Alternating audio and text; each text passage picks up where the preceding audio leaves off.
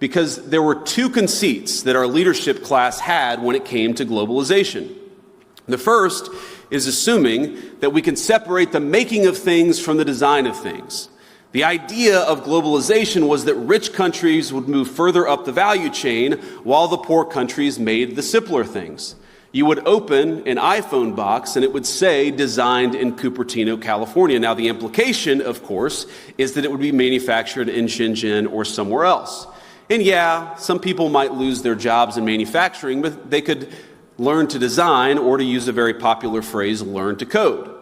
But I think we got it wrong. It turns out that the geographies that do the manufacturing get awfully good at the designing of things. There are network effects, as you all well understand. The firms that design products work with firms that manufacture. They share intellectual property, they share best practices, and they even sometimes share critical employees. Now, we assume that other nations would always trail us in the value chain, but it turns out that as they got better at the low end of the value chain, they also started catching up on the higher end. We were squeezed from both ends. Now, that was the first conceit of globalization. I think the second is that cheap labor is fundamentally a crutch, and it's a crutch that inhibits innovation. I might even say that it's a drug that too many American firms got addicted to. Now, if you can make a product more cheaply, it's far too easy to do that rather than to innovate.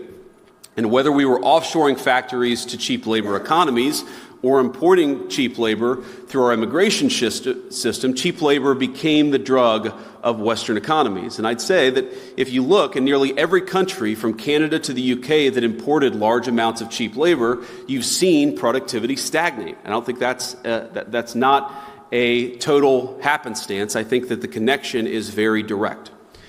Now, one of the debates you hear on the minimum wage, for instance, is that increases in the minimum wage force firms to automate.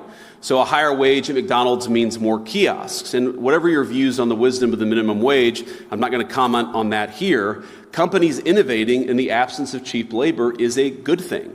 I think most of you are not worried about getting cheaper and cheaper labor. You're worried about innovating, about building new things, about the old formulation of technology is doing more with less. You guys are all trying to do more with less every single day. And so I'd ask my friends, both on the tech optimist side and on the populist side, not to see the failure of the logic of globalization as a failure of innovation.